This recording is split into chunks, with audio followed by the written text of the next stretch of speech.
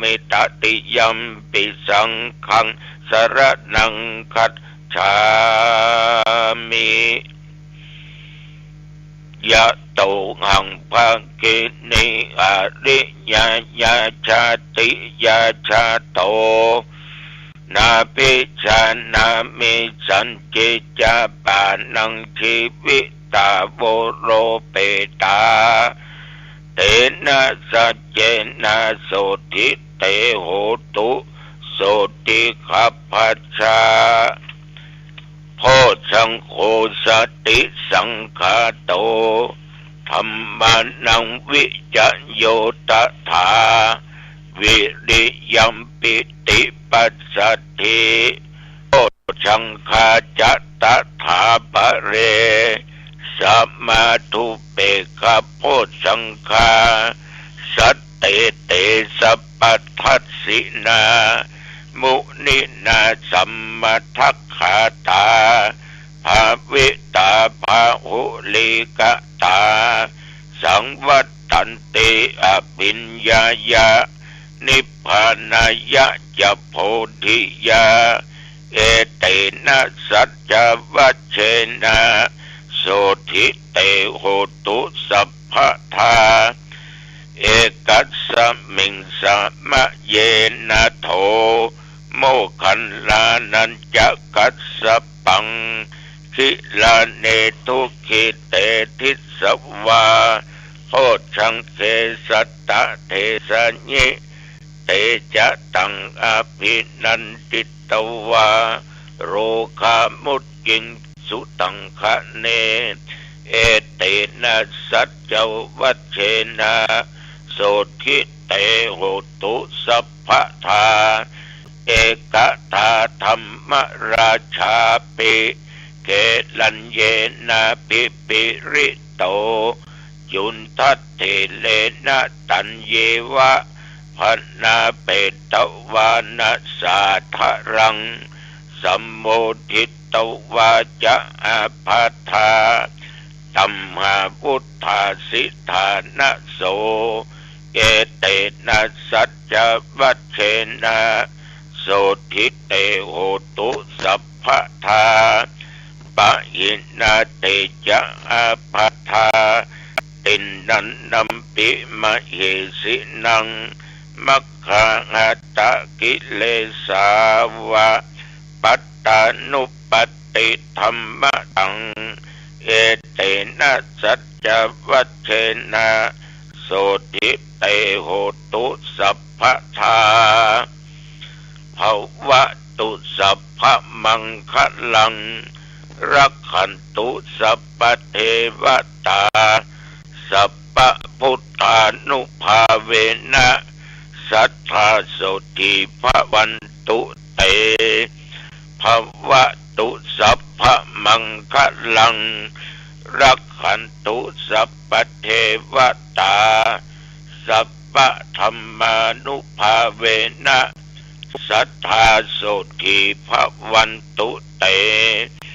ภวตุสัพพมังคลังรักขันตุสัพพเทวตาสัพพสังฆานุภาเวนะสัทธาโสติภวันตุเต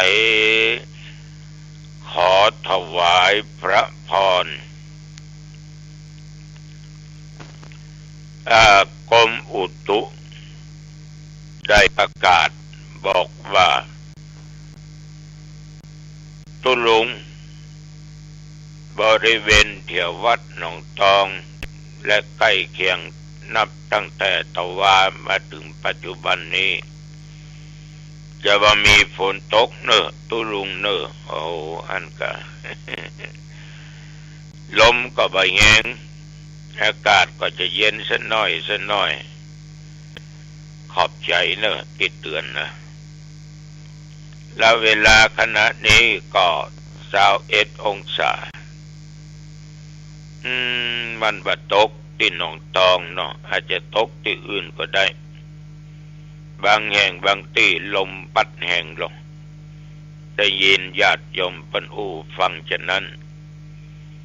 ก็เมื่อเป็นฉะนี้ ก็บดีประมาทเนอะก็ออกไม่ออกเรื่องฟ้าเรื่องฝนเรื่องลมเรื่องอากาศเนี่ยมันแน่นอนมันโปรนแปรผันแปรอยู่ตลอดเวลาเนาะขนาดแดดเปร่งๆนะมันยังมีฝนลงมาอยู่แต่ก่อนนี้ถ้าฝนตกแดดออกนี่โอ้ม่วนกันหรอกแมงมันดึงออกแน่แต่ประเดี๋ยวแมงมันก็หายแซบไปทางใดผมว่าลบคนน่ะเนาะฉะนั้นญาติโยมทุกอย่างแต่ที่จริงก็ย่อมเป็นไปตามธรรมชาติแต่ว่านี่กินเขาง่ายแล้วก่อมไปไหนเตียวออกไปที่สถานที่ศึกษาธรรมปฏิบัติธรรมคือเขาเพี้ยวหญ้าแล้วก็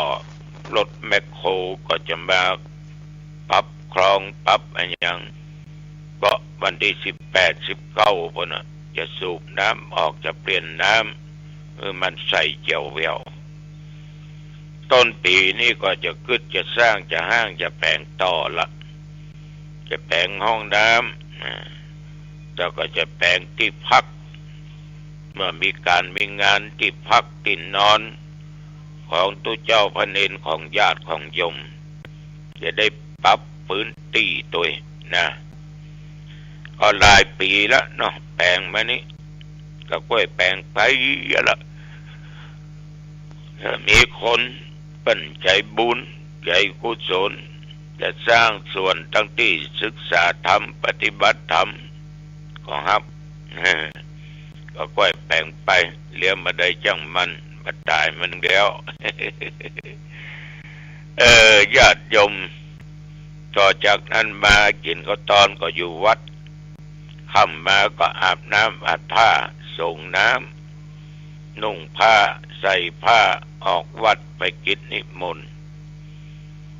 ขอขอบใจต่อตองทุนหมู่บ้านและต่อญาติต่อโยมที่เป็นเจ้าภาพคุณสุมาลีเป็นได้นิมนต์ไปเทศน์ในงานข่าวดำงานศพของแม่เปิ้นอายุได้ถึง91ก่อนเอาญาติโยมทั้งหลายอายุนักเนาะแล้วคนก็ตั้งอกตั้งใจฟังเทศน์ฟังธรรมตึงหนุ่มตึงเท่าตึงละเอกละอ่อนตาก็ตั้งใจฟังขอบใจนักแล้วบักไกลกันก็ไปบ้านสันไปเฮียงแฮมมันแม่กันนะเนาะห่างกันประมาณสักกิโลเนี่ยกิโลปลายสักน้อยเตอะก็วิ่งไปเตะที่หั่นแฮมแล้วก็แฟนพันธุ์แท้เนาะที่ติดตามฟังรายการคนแก่นะก็82ก็ได้ไปใจห้อง ICU ที่โรงพยาบาลหางดงแต่ว่าโรคภัยไข้เจ็บมันหนักหนาผ้าป้านหมดความสามารถของคุณหมอก็เลยจากไปก็เลยนิมนต์ตุลุงไปเทศน์ขอบใจเนอตั้งอกตั้งใจฟังกันแต่ขอบใจนักธรรมะทุกหัวข้อธรรมที่คำพูดคำจากล่าวออกไปนั้นก็พากันนำไปพินิจพิจารณาเนอญาติโยมท่านทั้งหลายเฮ้ยใกล้วันที่20 21 22 23 24มาแล้วเนองานพระราชทานเพลิงศพครูบาอินตาอดีตเจ้าอาวาสวัดสัลลาอดีตที่ปรึกษาเจ้าหน้าตำบลน้ำแพร่ครูบาคำครูบาน้อยกับศรัทธาลูกศิษย์ลูกหาเปิ้นก็จะราธนาสรีระร่างกายตนครูบาคือนอนประสาทนกหัสดีลิงวันที่20ก่อนนิมนต์ตุเจ้าสวดพุทธมนต์เมื่อคืนก็มีเทศน์มีสวดวันที่21ที่22 23วันที่24ก็นิมนต์พระสงฆ์มาสวดมาเทศน์แถมแล้วก็จะจัดพิธีพระราชทานอย่างในวัดมดถึงเวลาพอสมควรลากประสาทนกหัสดีลิงไปพระราชทานเพลิงศพกันที่สนามกีฬาเทศบาลตำบลน้ำแพร่เอาม่วนเนอปล่อยล้อนะม่วนเนอแปลกันไปเนอญาติโยมสังขารเนาะญาติโยมทั้งหลาย มันจะประมาทถึงใดมันจะยั่งจะยืนอยู่นั้นเหมือนเดิมนั้นมันก็หาไปเพราะวันคืนนะมันจะค่อยเสื่อมลงไปเรื่อยๆแต่นะญาติโยมมันเหมือนเขาหลับตาเนาะแล้วก็ลืมตาหลับตาก็เหมือนตายเนาะถ้าบ่ลืมนี่นะลาก็เหมือนเกิดหลับตามึนตาหลับตามึนตาตายเกิดเนาะเนี่ยสังขารของคนเราเนี่ยมันเสื่อมลงไปเรื่อยๆลองตึกตองสำรวจดูกันผิวหนังก็เปลี่ยนแปลงตาก็เปลี่ยนแปลงคิ้วก็เปลี่ยนแปลงผมยังหัวก็เปลี่ยนแปลงโอ้มันน่ามาดึมได้เพราะได้ญาติโยมเพราะมันใจของเฮาเนาะขนาดเป็นของเฮาห้ามยังบ่อยู่คนเฮานี่มันก็เสื่อมไปสิ้นไปตามใบตามอายุก็ประชาบนานก็ปัดพรากจากกันไปไม่ต้องสงสัยญาติโยมมันต้องจากกันไปตายละกันไปแต่ว่าเปิ้นว่าตัวเนาะว่าภัยคนใดสัตว์ตัวน้อยสัตว์ตัวใหญ่สัตว์เดรัจฉานสัตว์มนุษย์ฉะนั้นเอาอยู่ด้วยกันเนี่ยถึงวันเนี่ยของฮักกันเมตตาต่อกันเนอะเอื้อเฟื้อเกื้อกูลกันอินดูกันทีนี้ญาติโยมคนเขาก็แปลกเนาะเขาเมื่อมีชีวิตก็ฮักกันแต่ตายไปแล้วก็บ่ควรเศร้าโศกถึงเนอะอันนั้นมันก็ตายไปละก็มันก็ธรรมดาเนาะเป็นลูกเป็นเต้าเป็นญาติผู้ใหญ่น้ำตาก็ไหลพ่องนั่นคือความเศร้าโศกเสียใจเพราะความยึดมั่นบ่อยากให้ภัยจากภัยไปแต่เมื่อภัยจากไปก็เสียใจนะก็ไม่ต้องไปเสียดายเสียใจเนอะก็คิดสิ่งดีๆก็เปิ้นเนี่ยคนที่เศร้าโศกให้ถึงคนตายนะเปิ้นเปรียบเหมือนละอ่อนลงเขาอยากกินขนมเขาได้พระจันทร์ ที่มันอยู่บนอากาศนะในเมื่อคืนเรามองหันมันงามเลยเขาได้คนเขาตายเนี่ยญาติโยมต้องกึศดูดีๆคำว่าฟังมันก็เผาได้หรอกเขาที่ตายเนี่ยเขาจะบอกว่าญาติค่ำควรร้องไห้ฮะเพราะฉะนั้นญาติโยมเอาก็บ่ควรที่จะเศร้าโศกเนอะในเขาก็ตายไปแล้วจากเราไปแล้วก็ทำบุญอุทิศทานไปให้เพิ่นเนี่ยผู้เจ้าอย่างอี้ญาติโยมบางท่านก็อาจจะนึกผู้เจ้ามันก็อย่างเงี้ยแปลงดีเสียตัวเก่าโอ้ยบ่ใจแปลงดีตัวเก่ามันเป็นหน้าที่ของหมู่เฮาเอาให้จนน้ำตาเป็นสายเลือดมันก็ตึงฝืนเอาใหญ่ๆจะเอาเข้าไปส่งไปให้โอ้ยท่อมันไปได้แล้ววะญาติโยมมันมีอย่างเดียวในทางพุทธศาสนา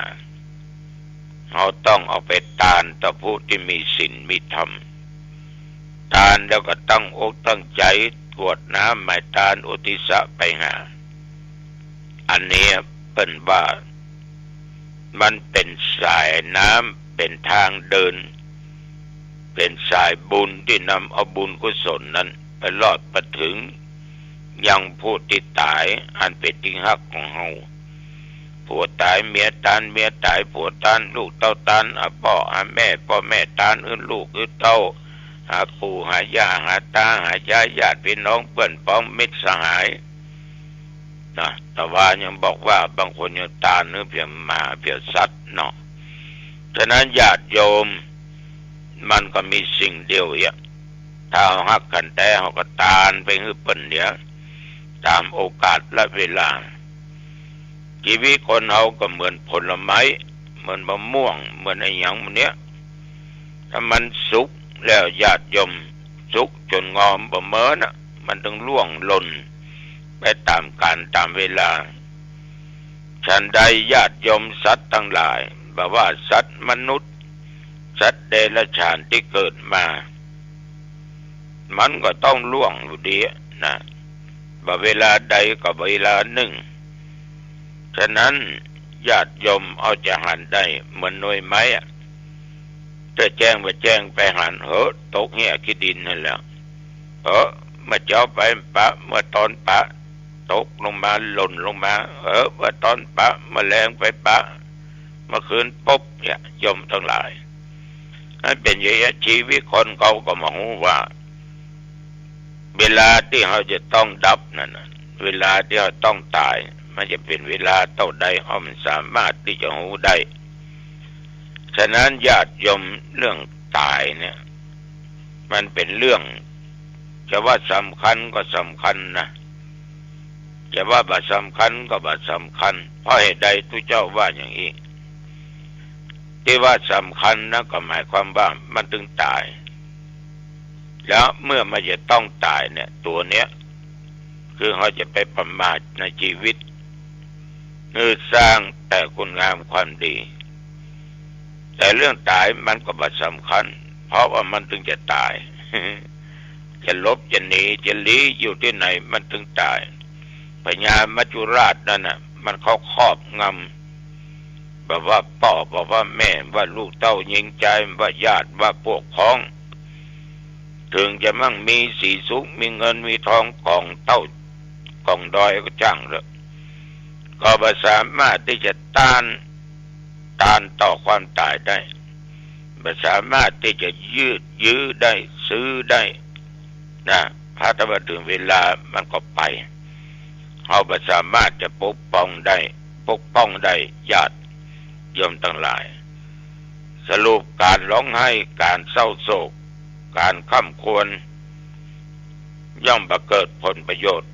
ต่อผู้ล่วงลับไป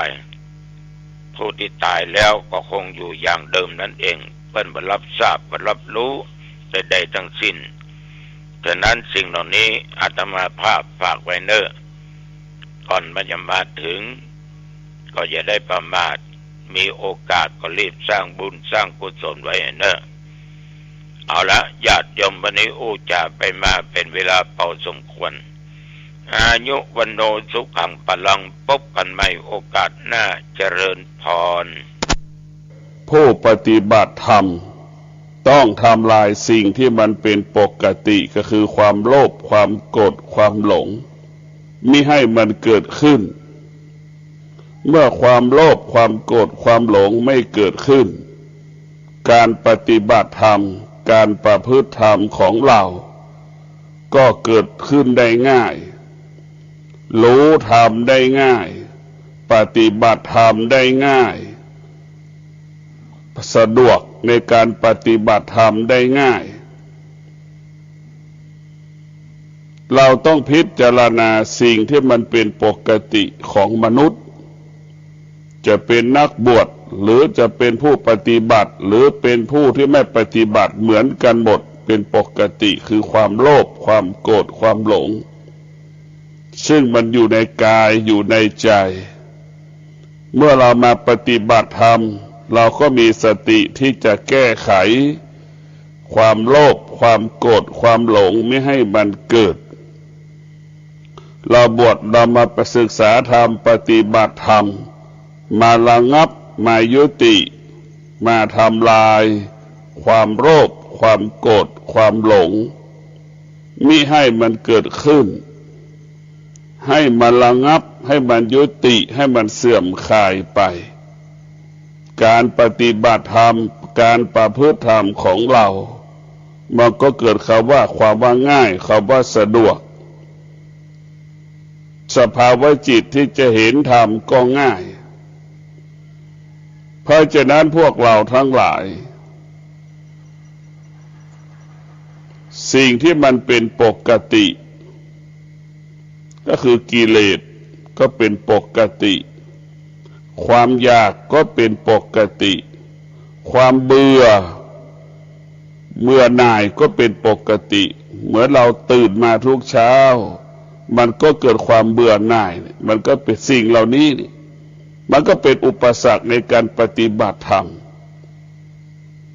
เราจะต้องดับมันระงับมันกำลังมันแรงเราจะต้องให้กำลังมันอ่อนแอจนถึงที่สุดมันก็ละลายหายไปจากชีวิตของเราเหมือนสบู่หนึ่งก้อนเราถูทุกวันสบู่เหล่านั้นก็เสื่อมไปหายไปเสื่อมไปหายไปจนถึงที่สุดสบู่ที่เป็นก้อนก็หายไปความโลภความโกรธความหลงก็เป็นเช่นนั้นเราต้องให้มันหายไปจากกายและใจของเราเราจะต้องระงับเราจะต้องยุติสิ่งที่มันขวางกั้นการปฏิบัติธรรมประพฤติธรรมของเราก็คืออารมณ์การประพฤติธรรมการปฏิบัติธรรมของเราก็คืออารมณ์นี่แหละเป็นผู้ที่กีดขวางกั้นตื่นเช้ามาแล้วก็เบื่อหน่ายเห็นไหมอันนี้ก็คือสิ่งที่น่ากลัวที่สุดตื่นมาทุกครั้งเกิดคำว่าเบื่อหน่ายนี่มันเป็นท่อนไม้ใหญ่ๆที่ขวางทางไม่ให้เราเดินผ่านได้เช่นเรามีรถต้นไม้มันก็ล้มขวางทางเห็นไหมมันจึงทำให้เรานั่นไม่มีโอกาสได้เดินทางได้ไม่ให้มีโอกาสเราได้ปฏิบัติธรรมได้อารมณ์นี่ก็เป็นสิ่งที่น่ากลัวที่สุดศัพท์ย่อๆเราใช้ว่าอารมณ์สิ่งที่เราพึงปรารถนาก็เหมือนท่อนไม้ที่มันขวางกั้นบนถนนไม่ให้เราปฏิบัติธรรมได้ง่ายไม่ให้รถผ่านได้สะดวกรถผ่านไม่ได้มันเป็นเช่นนั้นของมันอารมณ์ที่เราปรารถนาไม่ปรารถนาก็เหมือนท่อนไม้ที่มันตกขวางกั้นมันขวางเราหมดมันไม่มีสิ่งไหนที่จะสร้างสรรค์ชีวิตเราอารมณ์ส่วนมากมันจะทำลายจิตใจของเราชอบใจเราไปยึดติดไม่ชอบใจเราก็เกลียดจะรักจะหลงสิ่งเหล่านี้มันเป็นสิ่งที่กีดกั้นขวางกั้นเราหมดทั้งสิ้นการปฏิบัติธรรมของเราก็คือให้สิ่งที่มันเป็นปกติทุเลาเบาบางลงสิ่งที่มันเป็นปกติก็คือความโลภความโกรธความหลงอารมณ์ที่มันเกิดความว่าเบื่อหน่ายนี่ออกไปจากกายออกไปจากใจเรานั่นแหละการปฏิบัติธรรมมันเป็นทุกวันในเรื่องอารมณ์ของเราเนี่ยมันเป็นทุกวันมันเป็นตลอดเวลามันเป็นทุกวันและมันเป็นตลอดเวลาเพราะกำลังสติเรามันน้อยจิตเรามันอ่อนแอสิ่งเหล่านี้ก็เกิดขึ้นเราจะเป็นต้องมีฝึกฝนจิตให้จิตมันเข้มแข็งให้จิตมันมั่นคงเหมือนเด็กอายุ18มันมีความมั่นคงเหมือนผู้อายุเจริญด้วยอายุ30-25เราฝึกจิตให้เหมือนร่างกายของคนอายุ30-25มันจะคล่องแคล่วว่องไวมันจะพัฒนาก็ง่ายแก้ปัญหาก็ได้ไวถ้าสภาวะจิตเราเป็นเช่นนั้นเราจะแก้ปัญหาได้ทุกอย่างเราจะแก้ไขอารมณ์ความรู้สึกที่มันปรากฏได้ทุกครั้งทุกวันนี้จิตเรามันอ่อนแอมันไม่ทันเรียกว่ามันไม่ทันการเปลี่ยนแปลงของอารมณ์มันควบคุมอารมณ์ไม่ได้มันแก้ไขอารมณ์เราไม่ได้เพราะจิตเราอ่อนแอจิตมาอ่อนแอมันก็ไม่มีมันก็เหมือนเด็กที่บอกนั่นแหละเหมือนข้าวสารที่มันหนัก 10 กิโลจิตเราเหมือนเด็ก6 ขวบมันไม่สามารถยกข้าวสาร10 กิโลได้เพราะกำลังจิตของเรามันอ่อนแอเมื่อจิตเราหวั่นไหวมันก็เหมือนเด็ก6 ขวบนะครับจิตเราอ่อนแอมันก็หวั่นไหวอยู่ตลอดเวลาพูดแรงก็ไม่ได้เนี่ยมันหวั่นไหวจิตของเราเป็นสิ่งที่สำคัญและมีความจำเป็นอย่างยิ่งที่เราจะต้องฝึกให้จิตเรานั้นมั่นคงให้จิตเราพระธรรมมาเป็นหลักให้ยึดติดในพระธรรมเอาพระธรรมมาเป็นหลักกำกับลมหายใจเข้าเรารู้ให้เรายึดแค่นี้ลมหายใจออกก็รู้ให้เรารู้แบบนี้ตาเห็นรูปเราก็รู้เราไม่ยึดติดในสิ่งที่ตามันรู้เฉยๆเสียงกระทบกับหูก็รู้ก็ให้รู้ว่าหูใช้จิตมันรู้ว่าได้ยินเฉยๆจมูกสัมผัสกับกลิ่นเราก็รู้เฉยๆให้เรารู้เฉยๆเราไม่ต้องไปยึดติดในกลิ่นนั่นลิ้นสัมผัสกับรสชาติอาหารก็ให้เรารู้เฉยๆตัวรู้นี่แหละสำคัญที่สุดให้จิตเราเป็นผู้รู้ให้เรารู้ให้จิตรู้สิ่งที่ควรรู้ให้จิตยึดติดสิ่งที่จิตควรยึดติดพ่อแม่ครูบาอาจารย์จึงบอกให้เราใช้จิตอยู่กับกายให้จิตรู้เรื่องกายนี่คือพ่อแม่ครูบาอาจารย์อบรมสั่งสอนเรามันก็เป็นความจริงถึงปัจจุบันกายของเรานี่มันก็เหมือนตำราศึกษาเรียนรู้ร่างกายของเราคือมหาวิทยาลัย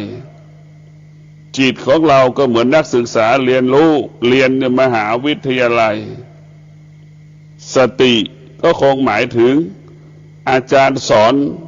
มหาวิทยาลัยพระพุทธเจ้าเปรียบเสมือนผู้เป็นเจ้าของมหาวิทยาลัยนี่เราจะต้องศึกษาพิจารณาอย่างนี้ร่างกายของเราเนี่ยมันเป็นเหตุที่เราต้องศึกษามันเป็นตำราที่วิเศษเราจะเห็นโทษของยึดติดของการยึดติดในรูปในนามทุกวันนี้เราติดในรูปในนามเราไปไหนไม่ได้เพราะเราติดในรูปในนามทั้งสิ้นทั้งรูปทั้งนามก็เป็นแค่รูปนามเฉยๆมันก็เป็นอนิจจังทุกขังอนัตตาทั้งสิ้นเพราะฉะนั้นผู้รู้ธรรมเนี่ยสอนธรรมเนี่ยมันจะต้องพูดเรื่องอนิจจังทุกขังอนัตตาเนี่ยเป็นหัวใจของการสอนแล้วมันก็เป็นเราก็สัมผัสมันได้อยู่ตลอดเวลาทุกคนทั้งผู้สอนธรรมทั้งผู้ฟังธรรมก็อยู่ภายใต้อนิจจังทุกขังอนัตตาทั้งสิ้นผู้สอนธรรมผู้ฟังธรรมอนิจจังทุกขังอนัตตามันก็ปรากฏขึ้นตลอดเวลาทุกลมหายใจผู้ปฏิบัติธรรมผู้ฟังผู้สอนธรรมผู้ฟังธรรมมีสติก็จะเท่าทันอนิจจังทุกขังอนัตตาที่มันปรากฏเพราะฉะนั้นพวกเราทั้งหลายเราต้องรู้เรื่องอนิจจังทุกขังอนัตตาเนี่ยมันเป็นทุกวันเราก็ต้องพูดทุกวันเพื่อตอกย้ำให้เรามีสติวันไหนอนิจจังมันไม่เกิดไม่มีวันไหนทุกขังมันไม่เกิดก็ไม่มีวันไหนที่เราควบคุมสิ่งที่เราควบคุมไม่ได้มันไม่ปรากฏก็ไม่มีความคิดก็เป็นสิ่งที่ควบคุมไม่ได้อารมณ์ของเราก็เป็นสิ่งที่ควบคุมไม่ได้ทุกอย่างสิ่งที่เกิดก็คือสิ่งที่ดับให้เราเข้าใจเช่นนี้สิ่งที่เกิดก็คือสิ่งที่ดับสิ่งที่ดับก็คือสิ่งที่เกิดหรือพ่อแม่ครูบาอาจารย์ว่าเกิดดับเกิดดับเกิดดับเป็นอย่างนี้แหละคือเกิดดับสิ่งที่เกิดก็คือดับเรารู้ว่ามันเกิดก็คือรู้ตัวดับเรารู้ตัวดับก็คือเรารู้ตัวเกิดมันซ้อนกันอยู่ในสองตัวนี้ มันทั้งซ้อนกันอยู่สิ่งที่เกิดก็คือสิ่งที่ดับสิ่งที่ดับก็คือสิ่งที่มันเกิดมันตายเกิดตายเกิดตายเกิดแล้วว่าตายเกิดตายเกิดทุกขณะลมหายใจมันดับเกิดดับเกิดดับเกิดดับตลอดเวลาพ่อแม่ครูบาอาจารย์สอนกันแต่สิ่งที่เรารู้ให้เรารู้แล้วก็ให้เราอยู่เหนือสิ่งที่เรารู้